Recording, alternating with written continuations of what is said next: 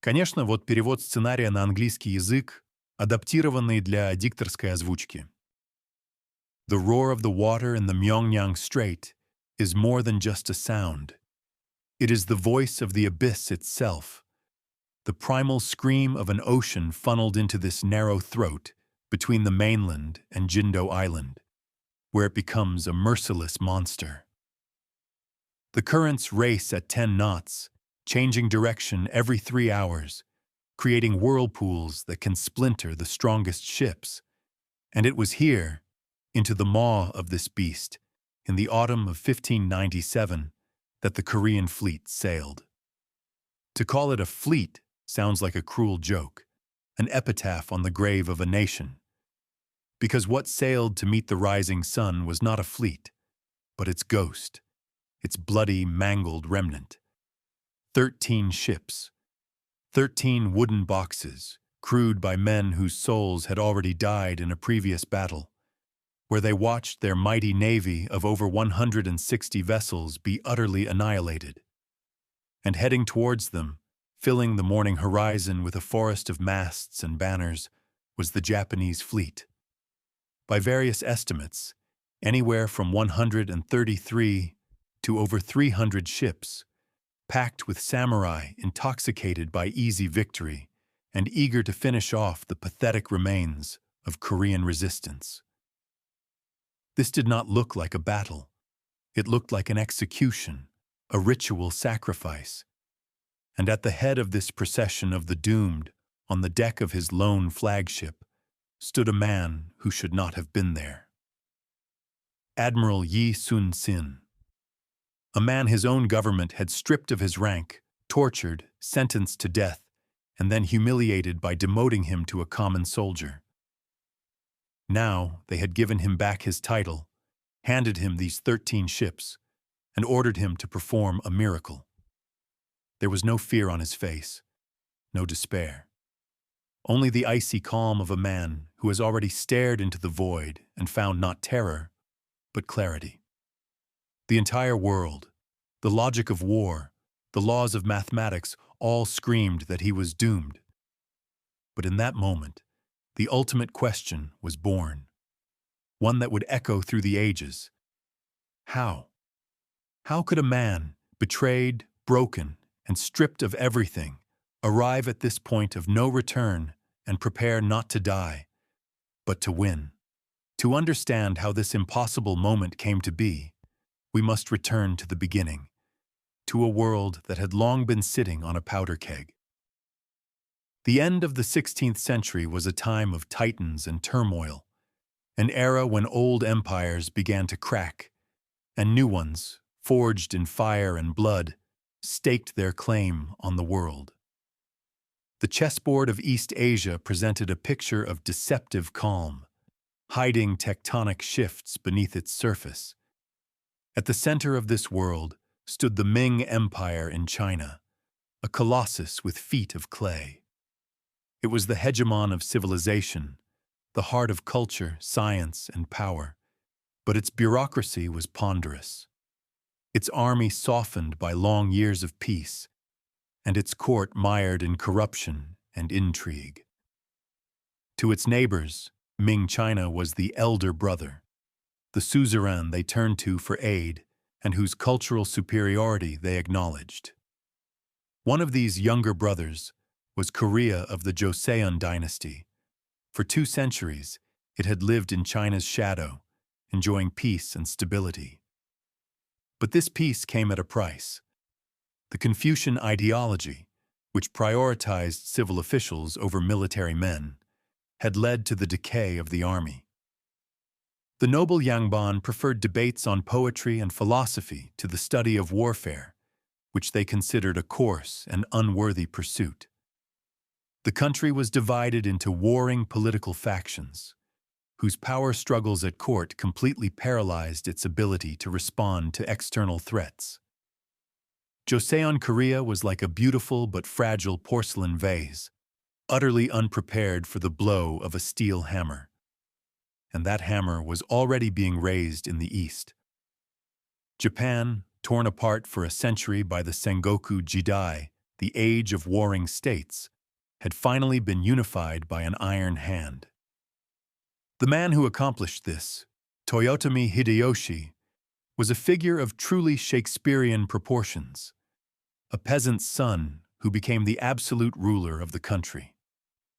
But having united Japan, he faced a new problem.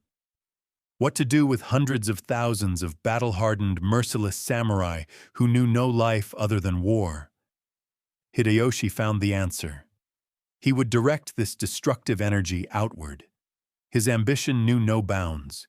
He dreamed of conquering Korea, then China, and perhaps even reaching India.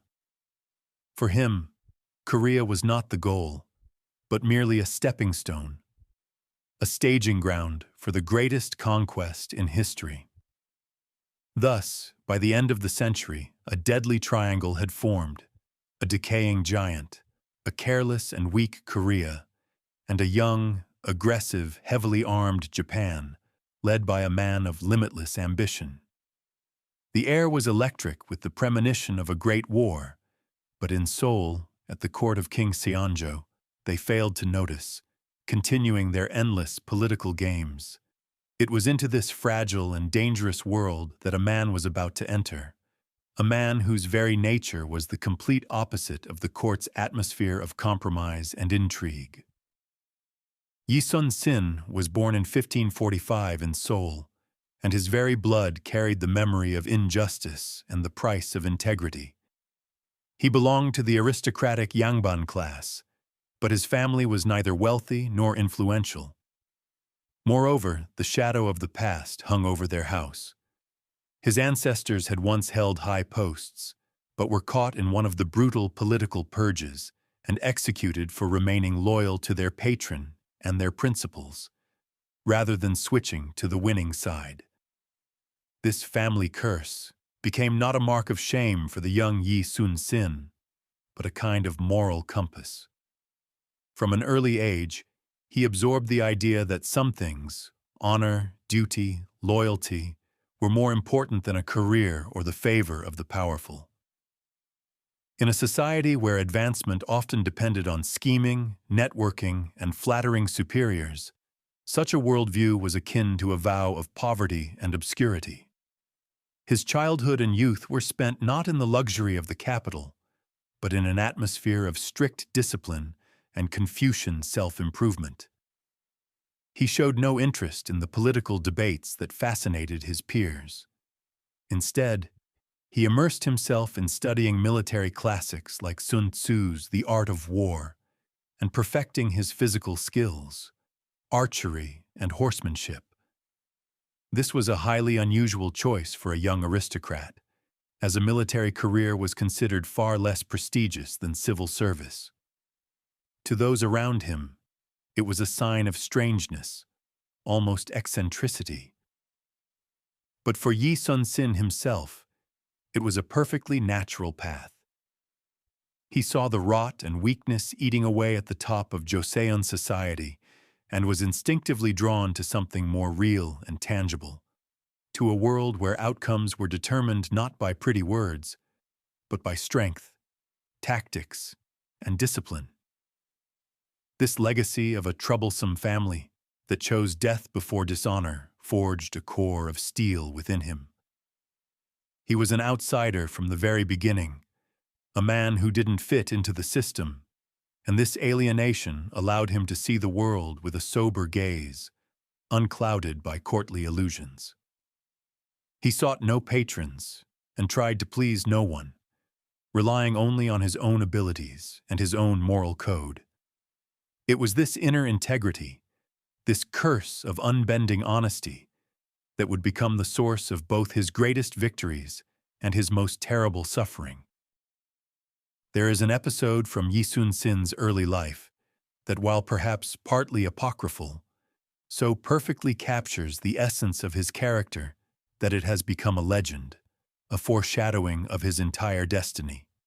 At the age of 28, considered quite late at the time, he decided to take the state military examinations to obtain an officer's commission. These tests were extremely difficult, demanding not only theoretical knowledge but also flawless physical skills. One of the key tests was horsemanship, which involved shooting a bow at targets while at a full gallop. During this test, his horse suddenly stumbled and collapsed, throwing its rider to the ground. Yi Sun-sin fell with tremendous force, and the sound of a bone snapping was audible even to the judges. He had broken his left leg. For anyone else, this would have meant not just the end of the test, but possibly the end of a military career. The pain was unbearable, the humiliation of public failure, crushing. But what happened next stunned everyone present. Instead of calling for help or writhing in agony, Yi Sun-sin, clenching his teeth, silently crawled to a nearby willow tree. He stripped off a few flexible branches and, using his belt, fashioned a crude but sturdy splint, setting his own broken leg. Then, using his bow as a crutch, he stood up, remounted his horse, and, fighting through hellish pain, completed the exercise. He failed the exam that day, of course, but he had demonstrated something far more important than his ability to stay in the saddle. He had revealed a superhuman will, an absolute refusal to surrender in the face of disaster. This image, a man with a broken leg, fashioning his own splint and continuing the fight, became a metaphor for his entire life. Fate would break him again and again, through slander, unjust accusations, betrayal, and torture. But each time, just as on that examination field, he would silently splint himself with his sense of duty and carry on the fight. 4 years later, in 1576, he would return and pass the exam with flying colors. But that first failed attempt was his true initiation. It showed that for him, physical pain and failure were merely obstacles, not reasons to retreat. This indomitable spirit, forged on that day, would become his greatest weapon in the wars to come. A weapon more formidable than any cannon or armored ship. After finally receiving his officer's commission, Yi Sun-sin was not assigned to a prestigious capital garrison or a comfortable post at court. His career began in the harshest of places, on the remote and dangerous northern borders of Korea. This region was a constant headache for the Joseon dynasty. Here, Korean settlements were under constant attack from the warlike Jurchen tribes, the ancestors of the future Manchus, who would go on to conquer China and establish the Qing dynasty half a century later. Service here was thankless, perilous, and a dead end for a courtly career. But for Yi Sun-sin, it became the forge of his character, an invaluable school of real-world warfare that gave him what the pampered generals in the capital lacked. It was here, under the icy northern winds, that he first came face to face with a real enemy, not a hypothetical one. He learned to organize defenses, set ambushes, conduct reconnaissance, and live in a state of constant tension. He saw what a battle actually looked like, smelled the blood and gunpowder, and buried his own soldiers. Unlike the generals who studied war from books, he learned it in the mud and snow of border forts. This experience forged several key qualities in him. First, he became a brilliant tactician, able to think outside the box and use any feature of the terrain to his advantage. Second, he gained a profound appreciation for the life of a common soldier. He saw how the carelessness and incompetence of commanders led to senseless casualties, and he developed his own command style based on meticulous preparation, strict discipline, and personal care for his subordinates. His soldiers were not cannon fodder to him. He knew them, trained them, and demanded much from them, but they knew their commander would never send them to die without a damn good reason. And finally, it was in the North that he fully confronted the corruption and scheming he so despised. His direct superiors were often inept, but arrogant aristocrats who had gotten their posts through connections. They envied his successes, claimed his victories as their own, and tried to undermine him at every opportunity. It was a harsh but crucial lesson. The enemy is not always on the other side of the border. Sometimes he wears the same uniform and stands right beside you. Thus, the years spent on the northern frontiers transformed a young idealist into a hardened, experienced, and deeply pragmatic warrior, one who held no illusions about the nature of war or the nature of power. His first serious test of fortitude came quickly and served as a bitter lesson that Yi Sun-sin would remember for the rest of his life. While commanding a border fort, he faced a major Jurchen raid. Instead of passively hiding behind the walls, as regulations dictated and most commanders did, he decided to act proactively. Using a brilliant tactical maneuver, he lured the enemy into a pre-planned ambush and inflicted a crushing defeat on the nomads, even capturing their leader. By all accounts, it was a triumph worthy of reward and promotion. But the reaction from his superior, General Yi Il, was entirely different. The general, who was neither smart nor brave, was enraged that his subordinate had achieved such success without his orders, effectively outshining him. Envy and fear for his own reputation proved stronger than common sense. Instead of recommending Yi Sun-sin for a commendation, General Yi Il sent a report to the capital accusing him of deserting the battlefield. The accusation was absurd. How could a man who planned and won the battle be a deserter? But in the bureaucratic system of Joseon, the word of a superior officer carried more weight than any facts. Yi Sun-sin was arrested, stripped of his rank, and demoted to a common foot soldier. It was the first devastating blow from the system he served so loyally. He learned firsthand that in this system, truth and justice meant nothing in the face of intrigue and personal vendettas. His brilliant victory had turned into shame and humiliation. He could have broken, become bitter, and lost all faith in his service. But he did otherwise. He stoically accepted the punishment and continued to serve as a common soldier with the same diligence he had once commanded a fort. A few months later, the truth came out, and Yi Sun-sin was reinstated, but the scar remained. This episode was his first baptism by the fire of injustice. He realized that his main enemy was not the Jurchens or anyone else outside Korea. His main enemy was the envy, incompetence, and cowardice within the Korean elite itself. From that moment on, he learned to be even more cautious, even more flawless in his actions, knowing that any mistake, or even a victory that was too loud, would immediately be used against him. This bitter experience taught him to fight on two fronts, against the enemy without and the enemy within. To understand Yi Sun-sin's true motivations, it's not enough to speak of patriotism or loyalty to the king.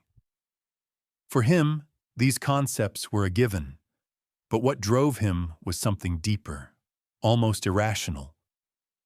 His inner demon, his secret, all-consuming motivation, was an agonizing, almost fanatical sense of duty and personal responsibility for the fate of the nation. This was not just an abstract concept, but a heavy burden he placed on his own shoulders and carried his entire life.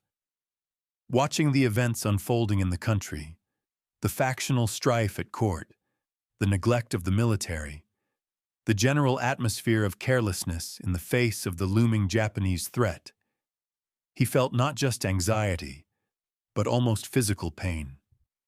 He saw the nation sliding into an abyss and felt a personal responsibility to prevent its fall. This hyper-responsibility compelled him to act.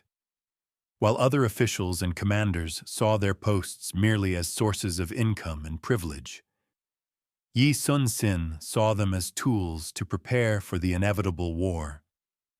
He didn't wait for orders from above. He took the initiative. He demanded resources from the government, fortified forts, trained soldiers with unprecedented intensity, studied nautical charts, and developed new tactics. To many of his colleagues, such activity seemed strange and excessive. Why work so hard when there is peace all around? They thought. He was considered a pessimist, an alarmist, a man with a difficult personality. But he simply couldn't help it. His inner demon gave him no rest, forcing him to check the gunpowder stocks again and again, inspect the ships, and conduct drills. It was like an obsession. And this obsession had a downside. It made him completely inflexible and uncompromising on matters of duty. He didn't know how to play political games and refused to seek compromise when it came to state security. If an official was stealing, Yi Sun-sin threw him in prison, regardless of his connections. If his superior gave a foolish order, he challenged it, risking his career. This adherence to principle made him many powerful enemies, who saw him not as a defender of the nation, but as an arrogant upstart who disrespected the established order. Thus, his greatest virtue, his absolute sense of responsibility, became both the source of his greatest strength, allowing him to prepare the fleet for war, and the cause of his future suffering, when that same integrity brought him into direct conflict with a rotten state machine. In 1591, as tensions with Japan reached a boiling point, Yi Sun-sin received an appointment that would change his life and the fate of Korea. He was made the commander of the left naval district of Jeolla province. This province in the southwest of the Korean peninsula was of key strategic importance. It was the nation's richest breadbasket and had access to the sea, which could become the main route for a Japanese invasion. Upon his arrival, Yi Sun-sin was appalled by the state of the fleet. The ships were dilapidated, the crews poorly trained, discipline was non-existent, and most of the equipment had been stolen. Anyone else in his place would have simply written complaining reports to the capital. But Yi Sun-sin acted with his characteristic obsession. He launched a flurry of activity that, in a short time, transformed a pathetic excuse for a fleet into the most powerful fighting force in Korean history. First, he immediately launched a shipbuilding program. He didn't just repair old vessels. He built new, improved ships of the main class, Panoxions. These were true floating fortresses, with high sides, a sturdy pine hull, and most importantly, a flat-top deck that served as an ideal platform for a large number of cannons. Unlike Japanese ships, which were designed primarily for boarding combat, the Panoxions were built for long-range artillery duels. Second, he paid special attention to his main trump card, the Geobukseons, or turtle ships. They were not his invention. They had existed before, but it was Yi Sun-sin who perfected their design. He covered the top deck with iron plates studded with sharp spikes to make boarding impossible. He installed a fearsome dragon's head on the bow, which spewed smoke to demoralize the enemy and concealed a powerful cannon. The Geobukseon was, in essence, the world's first armored ship, an assault vessel designed to break through enemy lines and sow chaos. But ships are just iron and wood. The people are what matter most. Yi Sun-sin introduced a brutal, grueling training regimen. He forced his sailors, yesterday's fishermen and farmers, to master every action until it was automatic, handling the sails, loading the cannons, maneuvering. He personally conducted drills at sea in all weather, practicing tactical formations and coordination. He was ruthlessly demanding, but fair. He eradicated theft and corruption, ensuring his soldiers and sailors were fed, clothed, and paid on time. In just 1 year, he achieved the impossible. From rot and chaos, he created a fleet that was not only ready for war, but eager for it. He had forged a weapon, perfectly honed for the tactics he would soon employ.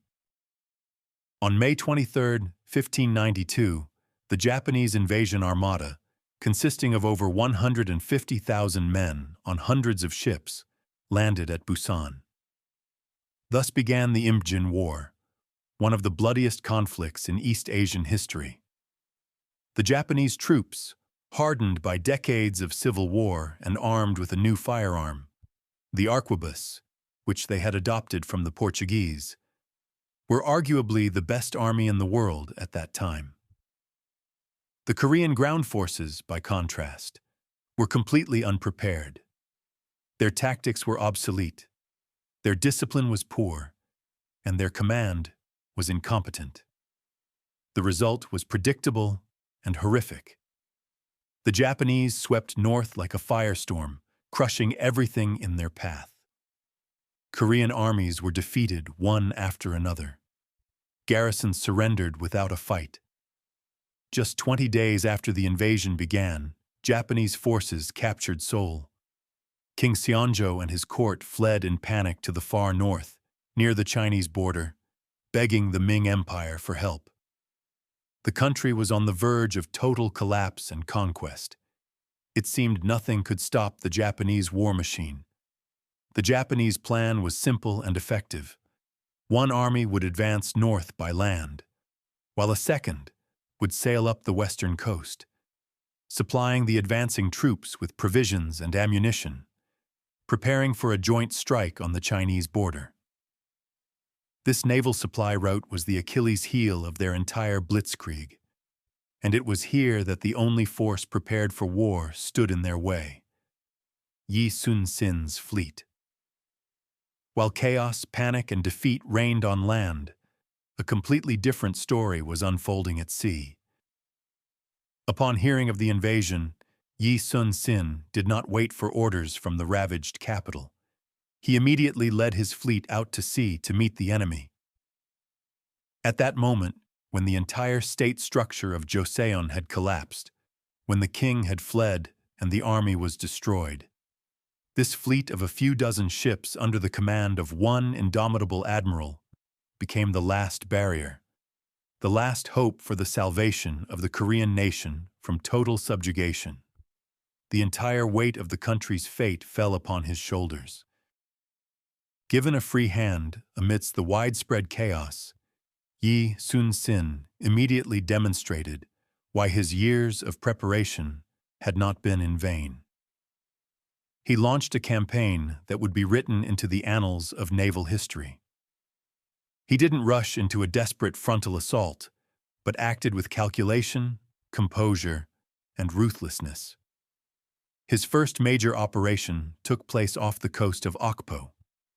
Discovering a fleet of 50 Japanese transport ships at anchor, he attacked them using his main advantage: long-range, powerful artillery.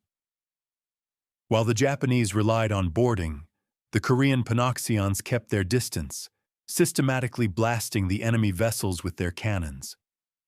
The Japanese, armed mainly with arquebuses, could do little damage to the sturdy hulls of the Korean ships. It wasn't a battle. It was a slaughter. 26 Japanese ships were sunk. The Koreans lost not a single vessel and suffered not a single fatality. The victory at Okpo had immense psychological importance. It proved the Japanese were not invincible. Emboldened by his success, Yi Sun-sin continued his hunt. In the subsequent battles at Sacheon and Dangpo, he deployed his secret weapon for the first time: the turtle ships.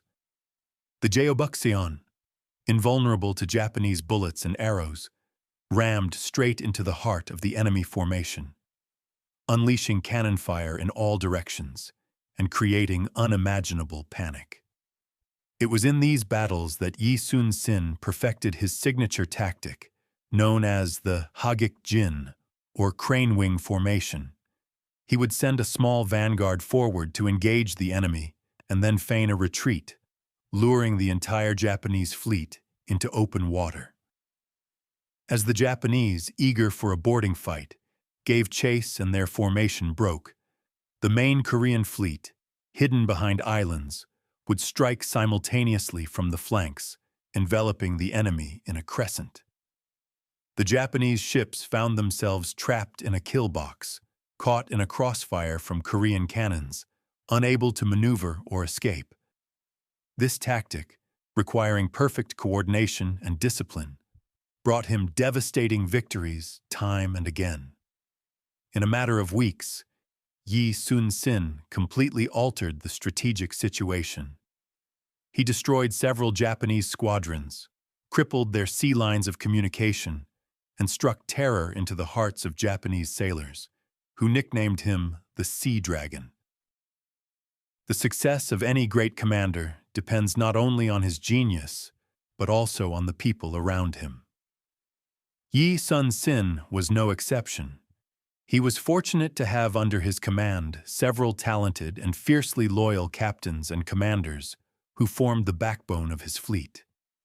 Men like Yi Ok-gi and Eo Yong-dam were not just subordinates, but trusted comrades who understood his plans implicitly and were ready to die carrying out his orders. They believed in him completely because they had seen his wisdom, his care for his soldiers, and his personal courage. The admiral was always at the heart of the battle on his flagship. This loyalty was an immense source of his strength. But, as is often the case, the brighter Yi Sun-sin's star shone, the darker the shadows it cast, and these shadows bred envy and hatred. His chief rival within the Korean command was Admiral Won-gyun, commander of the Gyeongsang Right Naval District. In many ways, Won-gyun was the polar opposite of Yi Sun-sin. Where Yi was a strategist and tactician, Won was primarily a court schemer. Where Yi had achieved everything through hard work and talent, Won had built his career on connections. Where Yi was strict but fair with his men, Won was cruel, hot-tempered, and utterly indifferent to their welfare. At the very start of the war, Won-gyun suffered a crushing defeat and lost almost his entire fleet, after which he fled to the protection of Yi Sun-sin. Yi took him in, but from that moment, Won-gyun became his nemesis. He was consumed by a black envy of Yi Sun-sin's fame. Every victory Yi won was a personal insult to him. While serving alongside him, Won-gyun constantly plotted, sabotaged his orders, and most damningly, sent slanderous reports to the capital. He portrayed Yi Sun-sin as passive, indecisive, and stealing credit for others' achievements. And at court, where Yi was already disliked for his independence, these reports were eagerly received. A paradoxical situation developed.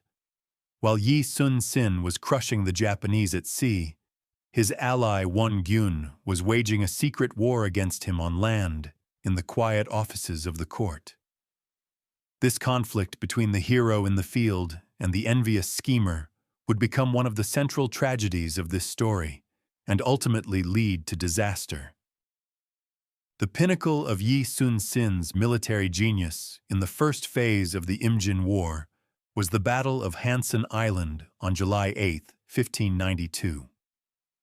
The Japanese High Command, infuriated by their constant defeats at sea, which threatened their entire land campaign, decided to gather all available forces to destroy Yi Sun-sin's fleet in a single blow. A combined fleet was sent against him, led by Japan's best admirals, including Wakisaka Yasuharu. The Japanese fleet numbered over 70 ships, among them large flagships. Yi Sun-sin, with about 56 ships at his disposal, knew that fighting in the narrow straits where he usually operated would be disadvantageous this time, as it wouldn't allow him to leverage his superior firepower. He needed room to maneuver. So he made a bold decision: to lure the entire Japanese fleet into the open sea. He sent a small vanguard of 6 Panoxians forward with orders to attack the Japanese and then immediately feign a retreat. Wakisaka Yasuharu, confident in his numerical superiority and disdainful of the Koreans' passive tactics, fell right into the trap. Ordering his entire fleet to pursue the fleeing enemy, he gave chase. His ships, at maximum speed, became stretched out, their battle formation completely broken. This was exactly what Yi Sun-sin had been waiting for. As the Japanese fleet was drawn out into the open sea near Hansen Island, the Korean vanguard abruptly turned around. At that moment, from behind the island, the main Korean fleet emerged like the wings of a giant bird of prey, instantly forming the famed crescent-shaped Hagik-jin formation. The Japanese were trapped. They were surrounded on 3 sides, their ships crowded together, hindering each other's movements. And then, all hell broke loose.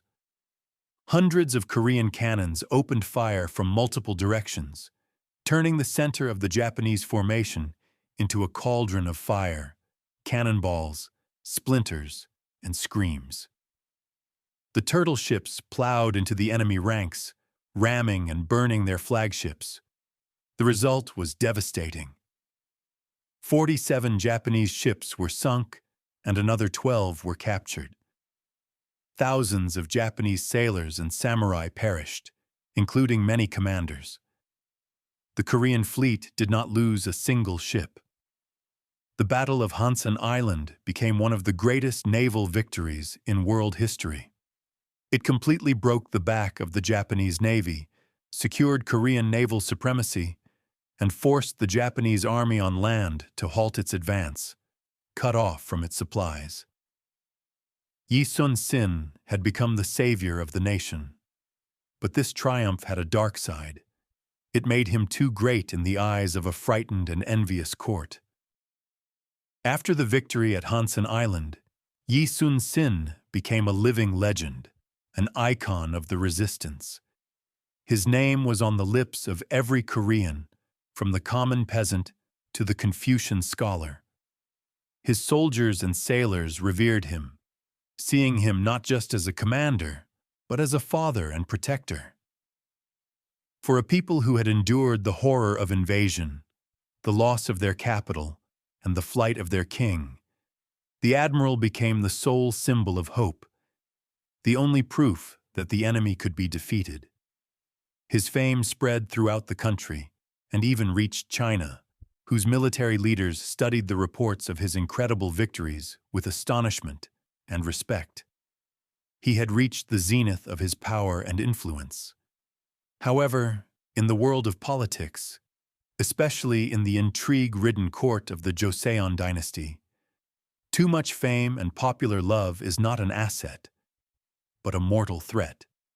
King Seonjo and his ministers, hiding out in the north, watched their admirals rise with growing alarm. They were terrified. First, his successes highlighted their own incompetence and cowardice. While they were losing the country, he was saving it. Second, they feared his immense popularity. In their paranoid minds, a man with such boundless support from the army, navy, and the people could easily become a usurper, a new dictator who would overthrow the legitimate dynasty. These fears were actively fueled by Yi Sun-sin's enemies, led by Admiral Won Gyun and his court patrons, who constantly whispered to the king about the celebrated admiral's boundless ambition and insubordination. This was a moment of hubris, not on the part of Yi Sun-sin, who remained humble and focused on the war, but on the part of the Korean leadership. They began to see their savior as a greater threat than the Japanese invaders. Instead of giving him full autonomy and all necessary resources, they began to restrict his authority, question his decisions, and send inspectors to conduct humiliating reviews. They were challenging not the enemy, but their own destiny, by starting to chip away at the very foundation upon which their state stood. This irrational fear of their own hero would become the crack in Korea's armor, into which the Japanese would soon drive their sharpest wedge. The Japanese command, after analyzing the reasons for their devastating defeats at sea, came to a simple and obvious conclusion. As long as Yi Sun-sin commanded the Joseon fleet, they could not win. The admiral was not just an enemy to them, he was a supernatural obstacle that could not be overcome by military force. And so, they decided to change tactics. If he could not be beaten in battle, he had to be removed from the board through intrigue. The Japanese were well aware of the internal strife at the Korean court, and the animosity many officials and the king himself felt towards Yi Sun-sin. They decided to play on this weakness. A cunning plan was devised, centered around a double agent named Yoshira. This man, presenting himself to the Korean command as a Japanese defector, managed to win the trust of the generals and began feeding them supposedly valuable intelligence. Through him, the Japanese began to feed the Koreans carefully crafted disinformation. The culmination of this operation was a message from Yoshira. On a specific day and time, a massive Japanese fleet under the command of the famous General Kato Kiyomasa would arrive at the port of Busan. This was a unique opportunity, the agent insisted, to destroy both the fleet and one of the enemy's top commanders in a single strike. The bait was perfectly calculated. For the Korean court, desperate for a quick and decisive victory, such a prospect seemed incredibly tempting. They swallowed the bait, hook, line, and sinker. Excitement swept through the court. Finally, a chance to deliver a decisive blow to the enemy. No one, except for one man, doubted the truth of this information. The web of the Japanese conspiracy had been skillfully woven, and now it was ready to ensnare not only the Korean fleet, but also the invincible admiral himself, using the incompetence and paranoia of his own government as its poison. The royal order, delivered by a special courier to Yi Sun-sin's headquarters, was categorical and unambiguous. Immediately led the entire fleet to Busan and attacked the Japanese armada whose arrival had been reported by a reliable informant. For the court, this was a moment of truth, a chance for a triumphant end to the war. But for Yi Sun-sin, reading the order, it was a death sentence for his entire fleet. His years of experience fighting on the border, his warrior's instinct, and his cold, analytical mind all screamed that it was a trap. Everything about the intelligence was too perfect, too easy. The time and place were specified with suspicious precision. Furthermore, the waters off Busan were the main base of the Japanese fleet, heavily fortified and filled with dangerous reefs and currents well known to the Japanese, but completely unfamiliar to the Koreans. To lead the entire fleet, there was to willingly walk into the tiger's mouth.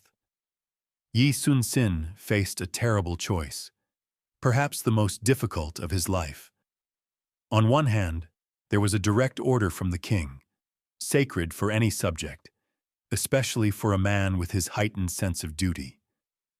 Disobeying an order during wartime was treason, punishable by death.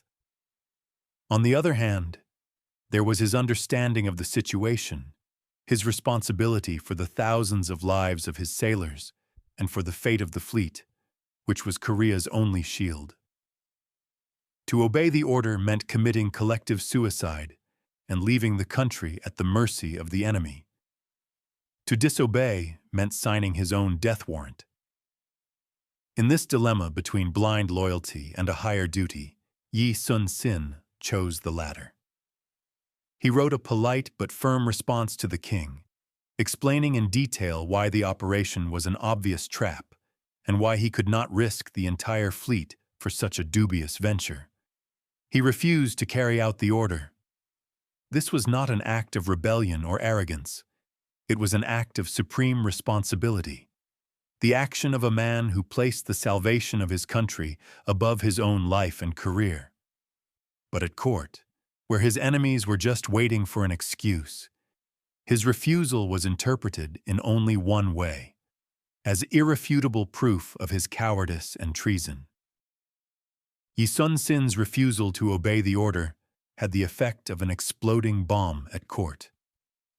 For his enemies, led by Won-gyun, it was a gift from the heavens. They immediately presented the situation to the king in the worst possible light. "We give him the chance for a great victory, and he refuses," they cried.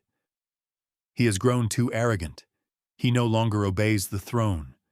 He is a coward who is afraid to fight, or worse, he is secretly in league with the Japanese."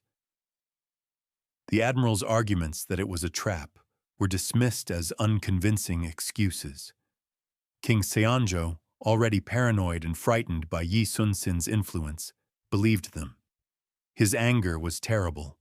He ordered the immediate arrest of the traitor and his delivery to the capital for trial. Yi Sun-sin, the savior of the nation, was put in shackles and, like a common criminal, paraded to Seoul in a wooden cage for all to see. It was not just a humiliation. It was an act of national suicide. But the court, blinded by hatred and fear, did not understand. The trial began, a farce from start to finish. Yi Sun-sin was accused of every mortal sin: insubordination, cowardice, sabotaging the war effort. He was subjected to brutal torture as they tried to beat a confession of treason out of him. His bones were broken, his body mutilated, but he did not admit guilt. He silently and stoically endured the torment, firm in his conviction. His fate seemed sealed. The court sentenced him to death. The man who had saved Korea was to die at the hands of an executioner, on the order of the king he had protected. The entire country froze in horror. Even some of his opponents realized this was madness. At the last moment, a few high-ranking officials, including the prime minister, dared to intercede for the admiral. They begged the king not to make a fatal mistake, reminding him of Yi Sun-sin's great service. They risked their own heads, but their intervention worked. The king, perhaps fearing a popular uprising, commuted the death sentence. But his mercy was as cruel as his wrath. The execution was replaced with the most terrible humiliation imaginable for a warrior and an aristocrat. Yi Sun-sin was stripped of all ranks, titles, and honors. His name was struck from the list of heroes, and he was ordered to serve in the army as a Baegi Jonggun, one who serves in white clothes, which effectively meant the status of a common soldier without rank, atoning for his guilt. For a man who had commanded fleets, decided the fate of battles, and was a national icon, this was a fall into the deepest abyss. Picture it: the greatest naval commander of his era, his body scarred not only from battle but also from the dungeons of his own capital, walking on foot in the simple clothes of a commoner, to join the ground army. He was forced to do the most menial labor, obey orders from young officers who could have been his sons, and endure the ridicule and abuse of those who, just yesterday, would not have dared to meet his gaze. It was a psychological ordeal that could have broken anyone. Every day was an act of incredible humility and a demonstration of his unbending will.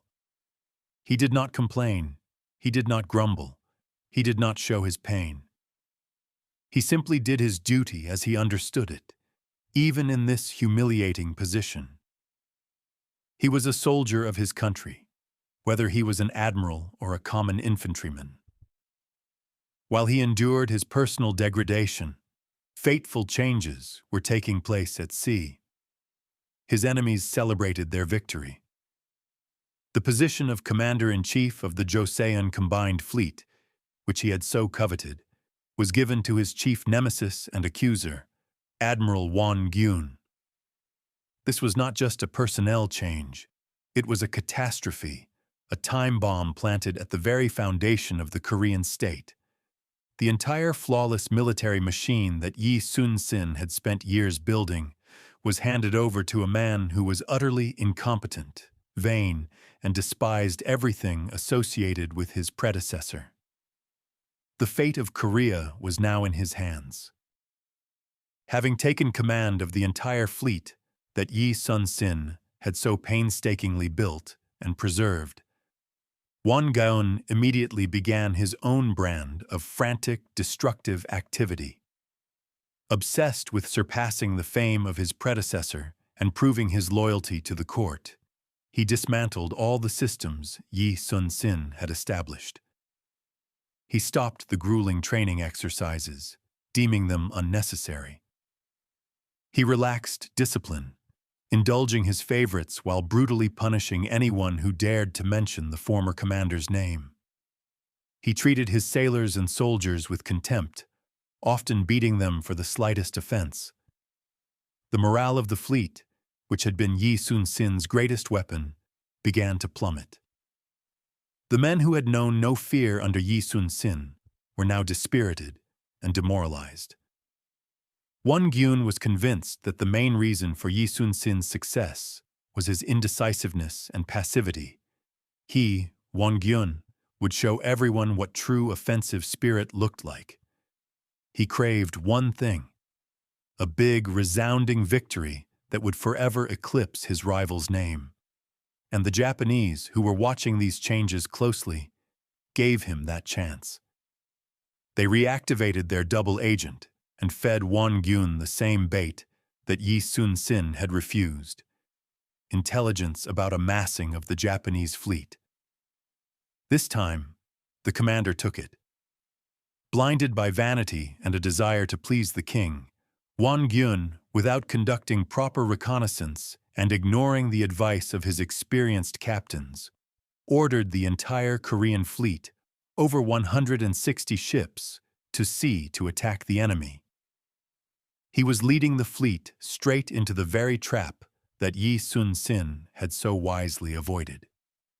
It was a march of the doomed, a triumph of incompetence leading to inevitable disaster.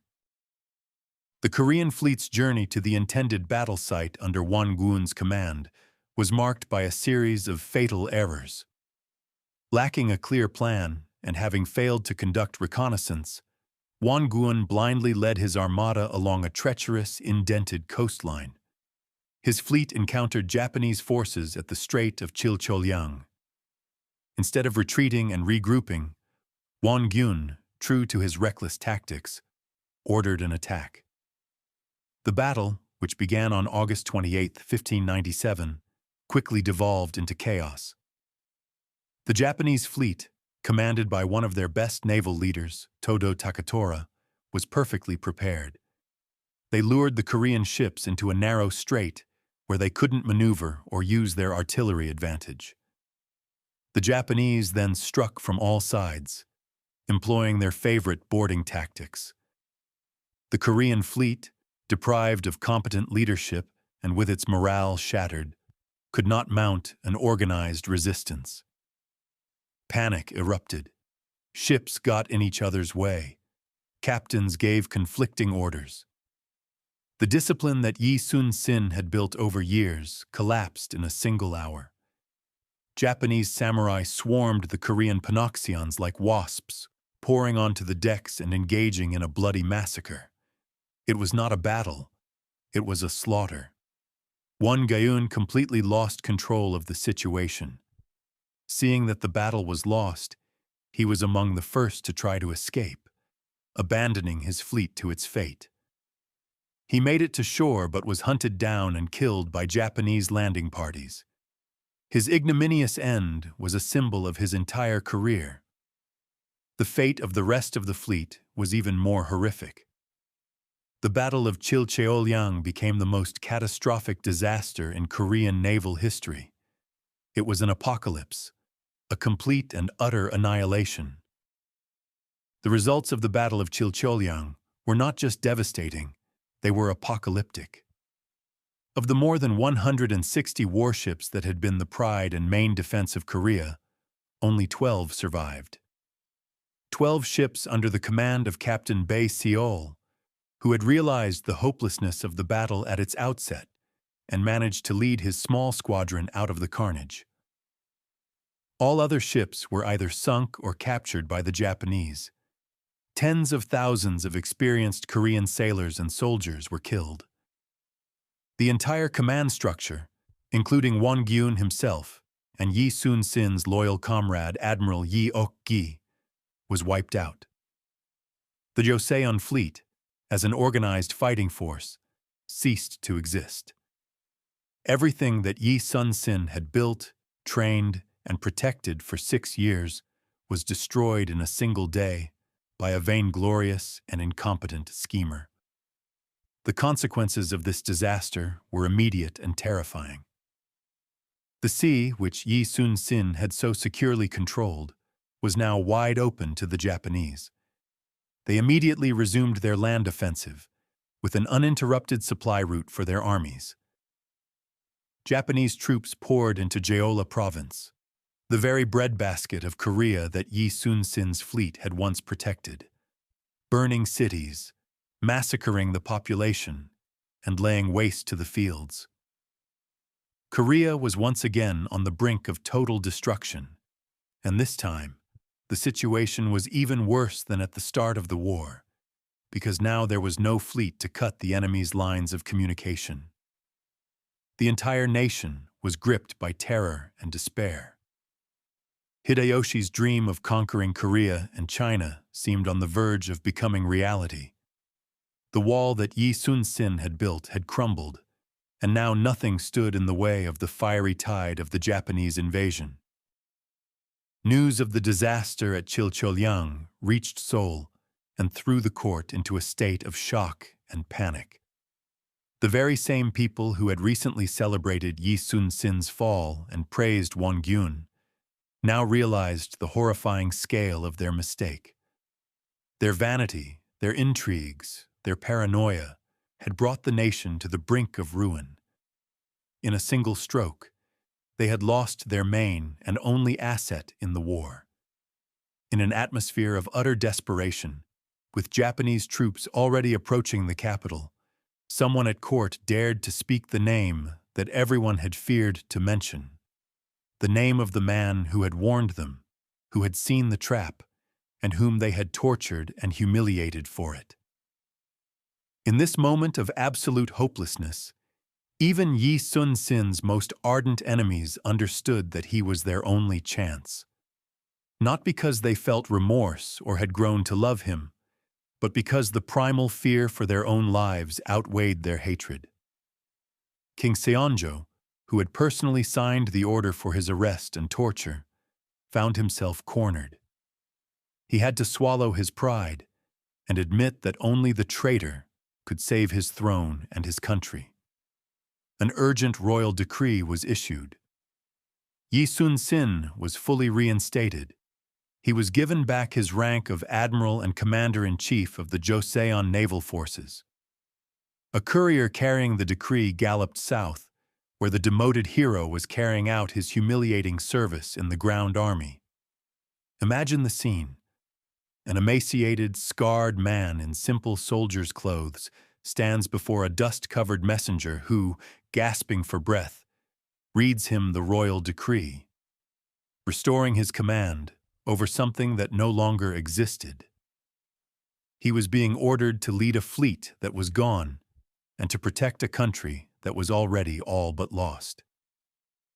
It was a gesture of absolute desperation from a government that, having destroyed its savior, was now begging him for a miracle. Yi Sun-sin's reaction to the decree reinstating him was devoid of any emotion. He showed no joy, no gloating, no surprise. He simply accepted it as another turn of fate, another burden he had to bear. Arriving at the fleet's headquarters, he saw a scene of total devastation. All that remained of his once mighty armada were the 12 ships that Captain Bae Seol had managed to save. The crews of these ships were on the verge of madness from terror. They had witnessed the death of their comrades. They had seen the entire fleet destroyed, and their morale was crushed. The king, understanding the hopelessness of the situation, sent Yi Sun-sin another letter, in which he essentially suggested he surrender. "Your forces are too small," he wrote. "Disband the fleet and join the ground army with your men." For any other man, this would have been a logical and reasonable way out. To fight with 12 ships against hundreds of Japanese vessels was pure suicide. But Yi Sun-sin was not any other man. His reply to the king has gone down in Korean history as a symbol of indomitable will and absolute courage. He wrote, "Your Majesty, I, your humble servant, wish to report that I still have 12 ships, and as long as I am alive, the enemy will not dare to look down on our country." This phrase was not just a flourish of words. It was his essence, his creed. In a world where all was lost, he clung to the one thing he had left, his duty and his belief that even one man, with just a handful of ships, could change the course of history. He refused to obey this order as well, but this time, the king did not dare to punish him. Yi Sun-sin took on the full weight of responsibility. He and his 12 ships, soon joined by a 13th, brought by a local official, were now the entire naval force of a nation. The first and most difficult task facing Yi Sun-sin was not military, but psychological. He had taken command not just of the remnants of a fleet, but of a handful of men, broken and paralyzed by fear. His sailors and officers were ghosts who had survived the hell of Chilcholyang. They had seen with their own eyes their comrades being slaughtered on the decks, their ships sinking one by one. In their eyes, the Japanese fleet was an invincible, all-crushing force, and any resistance was senseless suicide. They were ready to desert at the first opportunity. Yi Sun-sin understood that he could not fight a war with such men. Before he could fight the Japanese, he had to exorcise the demon of fear from the souls of his own warriors. And so he began this battle. He didn't resort to grand speeches or empty promises. He acted. He personally visited each of the 13 ships, spoke with the sailors, and attended to their needs. He restored iron discipline, not through brutality like Won-gyun, but through justice and personal example.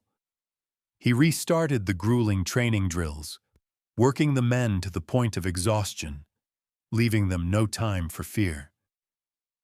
He was stern and demanding, but his men saw that their admiral, who had endured torture and humiliation, worked harder than anyone, slept less than anyone, and believed in victory so fiercely that his faith began to infect them. He also used the stick. When one of the captains, the same Bae Seol who had saved the 12 ships, attempted to desert, Yi Sun-sin had him arrested and executed without hesitation in front of the entire formation. It was a cruel but necessary lesson. In this final battle for the nation's survival, there was no room for cowardice. Gradually, step by step, he began to restore his men's lost dignity and self-belief. He didn't promise them that they would survive. He promised them that they would die not as victims, but as warriors. He was not building an army. He was forging a brotherhood of death, men who had nothing left to lose, and for that very reason, they were becoming invincible. Realizing that his 13 ships would be instantly annihilated by the Japanese armada in open water, Yi Sun-sin began a frantic search for a location where geography could be his greatest ally, where he could turn his weakness into strength. His choice fell upon the Myeongnyang Strait. This place was known to all sailors as one of the most treacherous in Korean waters. A narrow channel, only about 250 meters at its tightest point, separated the mainland from Jindo Island. But its main feature was the current. Due to the difference in water levels between the open sea and the inner bay, the water in the strait raced at a monstrous speed, reaching 10 to 11 knots. It was a veritable river in the sea, and the direction of the current reversed every 3 hours. The water churned, creating giant whirlpools capable of turning and smashing even a large ship against the rocks. Any sane mariner would have stayed far away from this place. But Yi Sun-sin saw in this deadly strait his only chance. He realized that if he could harness the power of the current, it would become his weapon. The narrowness of the strait would prevent the Japanese from using their overwhelming numerical superiority. They could not surround his ships. They would have to enter the strait in a small column, exposing themselves to his cannon fire, and the powerful current would hinder their maneuvering, bunching them together and preventing them from using their main tactic. Boarding. He calculated everything down to the smallest detail. He studied the schedules of the tides, the direction of the currents at different times of the day. He found the perfect spot for an ambush, where his ships could lie in wait and strike suddenly. He even ordered thick iron chains to be stretched underwater across the strait to further impede the enemy's advance. The Myeongnyang Strait was to become his death trap, his fiery mousetrap. He had chosen a battlefield where the laws of mathematics ceased to apply, and where the genius of one man could outweigh the might of hundreds of ships. It was an incredible risk, an all-or-nothing gamble, but he had no other choice. On the night before the battle, October 26, 1597, Yi Sun-sin gathered his captains. He could see in their eyes the deep-seated fear that he had not been able to completely eradicate. They knew that at dawn, they would face an enemy that outnumbered them more than tenfold. The admiral did not deceive or reassure them. Instead, he delivered a speech that would become one of the most famous in military history. A speech that was at once an order, a prophecy, and a psychological masterpiece. He looked into the eyes of his officers and said, "According to the principles of military strategy, he who seeks death shall live, and he who seeks life shall die." This phrase, which sounded like a Buddhist koan, was in fact an ultimatum. He was telling them, if you try to save your own skins, you will act hesitantly, you will falter, and the enemy will destroy you. But if you prepare to die, if you fight with no thought of retreat, with the fury of the doomed, that is what will give you the chance to survive and win. He left them no choice. He burned all the bridges. He made it clear that there would be no retreat. Behind them were their families, their homes, their ravaged country. Ahead, there was either a glorious death in battle or a shameful death at the hands of the enemy or by his own sword as deserters. He turned their fear of death into a weapon. He didn't try to inspire hope for an easy victory. He forced them to accept death as an inevitability, and through that acceptance, he freed them from fear. That night, no one on the 13 Korean ships slept. The sailors sharpened their swords, checked their cannons, and mentally said goodbye to their lives. Yi Sun-sin had not just prepared them for battle, he had transformed their consciousness. He had turned a group of terrified men into 13 kamikaze ships, ready to meet a dawn that, for most of them, was supposed to be their last. At dawn, the Japanese fleet, numbering at least 133 warships and another 200 support vessels, began to enter the Myeongnyang Strait. It was a magnificent and terrifying sight. The Japanese admirals, confident of an easy victory, pressed forward, neglecting reconnaissance. As they entered the narrowest part of the strait, they were met by a lone Korean flagship. Yi Sun-sin stood on its deck, watching as his other 12 ships, seized by panic at the sight of the enemy armada, began to fall back. He was alone against a vanguard of more than 30 Japanese vessels. Thus began the most incredible duel in the history of naval warfare. Yi Sun-sin's ship held back the enemy onslaught like a rock. Its cannons fired relentlessly, inflicting immense damage on the crowded Japanese ships. The Japanese tried to board it several times, but each time they were repelled by a storm of fire and arrows. Yi Sun-sin was at the very center of the fight, showing by personal example that it was possible to fight even in such a hopeless situation. For several hours, his flagship single-handedly held off the entire Japanese vanguard. His captains, watching from a safe distance, felt a mixture of shame and admiration. Finally, seeing that the admiral was about to be overwhelmed, 2 ships dared to return and join the fray. The arrival of reinforcements and the flagship's furious resistance began to sow confusion among the Japanese. And at that moment, what Yi Sun-sin had counted on happened. The current in the strait began to change direction. The powerful flow that had previously helped the Japanese now swept them backward into their own ships, creating chaos and a massive jam. Ships collided, broke their oars, and lost control.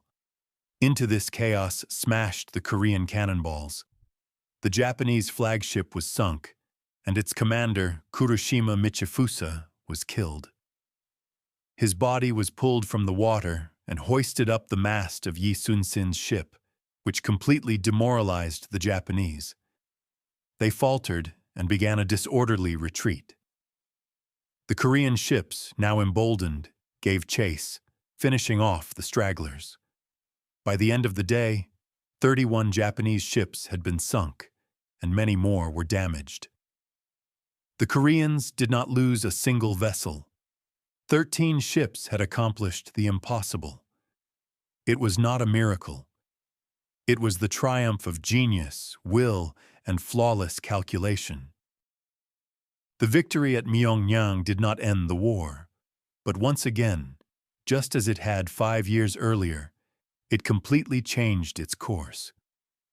The Japanese were so shocked and demoralized by this inexplicable defeat that their fleet retreated, and their land offensive stalled once more. Yi Sun-sin used the respite to rebuild his fleet, and soon he again commanded dozens of ships. The war continued for another year. In late 1598, Toyotomi Hideyoshi died, and the Japanese forces were ordered to evacuate from Korea. Yi Sun-sin was determined not to let them leave unpunished.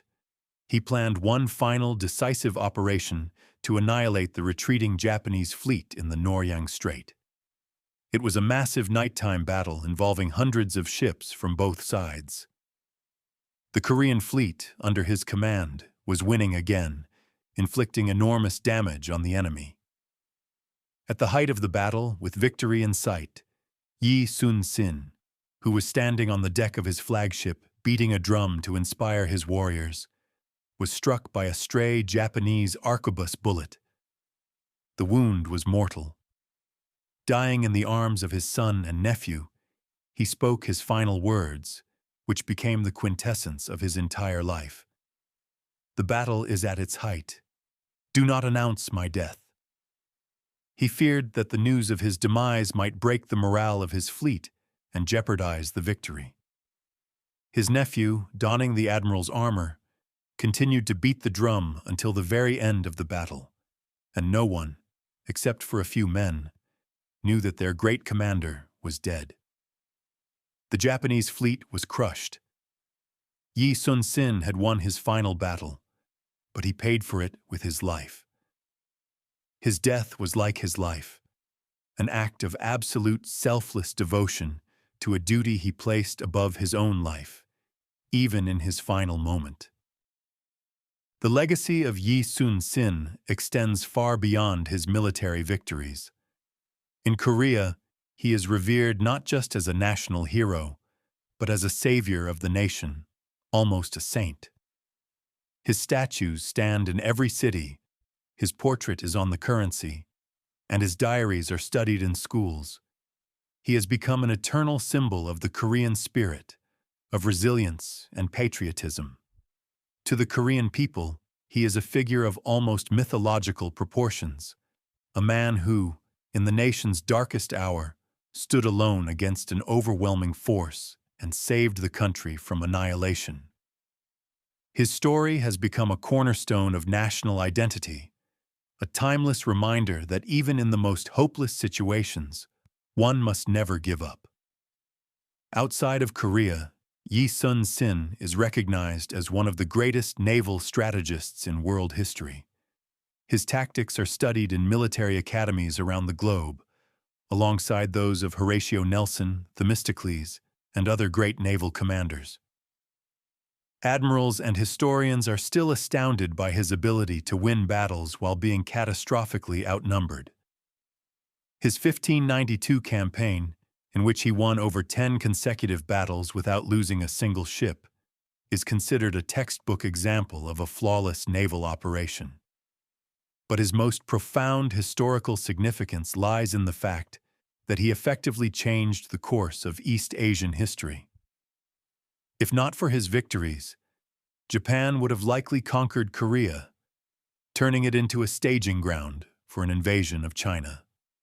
It is hard to predict how that war would have ended, but it would have undoubtedly resulted in countless casualties and a complete redrawing of the region's political map. By thwarting the Japanese blitzkrieg and severing their sea lines of communication, Yi Sun-sin did not just save Korea. He stopped the ambitions of Toyotomi Hideyoshi and possibly saved the Ming Empire from devastation as well. He was the breakwater upon which the giant wave of the Japanese invasion crashed. And so, we return to the central question posed at the beginning. How? How was this incredible victory of 13 ships against an armada of hundreds possible? The solution to this paradox lies not in a miracle, but in the sum of several key factors that Yi Sun-sin brilliantly brought together at a single point in space and time. The first factor was his personal genius. He was not just a commander, but a military intellectual, a psychologist, and an engineer. He knew his enemy thoroughly, its strengths and weaknesses. He understood the psychology of his own men and knew how to turn their fear into fury. And like no one else, he could read the language of the sea, the wind, and the currents. The second factor was technological and tactical superiority. The Korean Panoxion ships were slower than the Japanese vessels, but far more durable and carried incomparably more powerful artillery. Yi Sun-sin staked his strategy not on boarding, but on long-range cannon battles, which was revolutionary for the time. His crane-wing formation and the use of turtle ships were perfectly tailored to these advantages. The third, and perhaps decisive factor in the Battle of Myeongnyang was his perfect use of terrain. He transformed the strait from a dangerous obstacle into his primary weapon. The currents that should have destroyed any fleet were forced to work for him. Their destructive power turned against the enemy. He did not fight nature. He bent it to his will. The fourth factor was the enemy's errors and weaknesses. The Japanese fleet suffered from divided command, a lack of unified tactics, and excessive overconfidence. They underestimated Yi Sun-sin, neglected reconnaissance, and fell into a simple trap. Their strength, based on numbers, became their weakness in the narrow strait. And finally, the fifth factor was indomitable will. Ultimately, the Battle of Myeongnyang was not just a clash of ships, but a clash of wills. On one side, the overconfident might of the Japanese. On the other, the desperate, cold fury of Yi Sun-sin and his men, who had nothing to lose.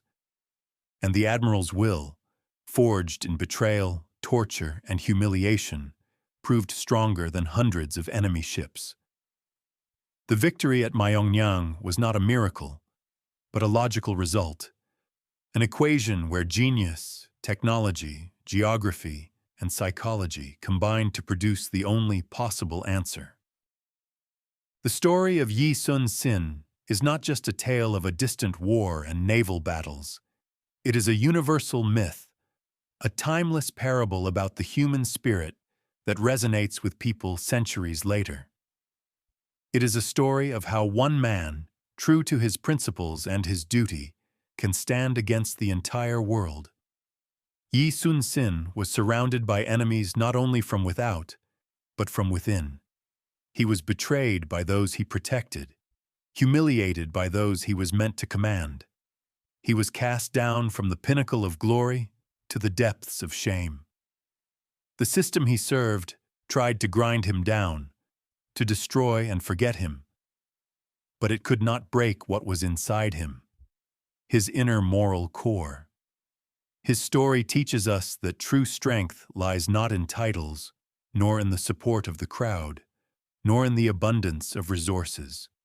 It lies in clarity of purpose, loyalty to one's convictions, and the readiness to go on to the end, even when all seems lost. Yi Sun-sin showed that the greatest triumphs are often born not from power, but from desperation at the very edge of the abyss. His victory at Myeongnyang is material proof that the human will, multiplied by intellect, can alter the laws of reality and defy mathematics itself. He did not seek glory, but he found immortality. He did not strive for power, but he became the moral compass for an entire nation. In a world full of compromise, political games, and short-term gain, the figure of Admiral Yi Sun-sin stands as a silent rebuke and an eternal reminder that some things cannot be bought or betrayed: honor, duty, and the unconquerable human spirit.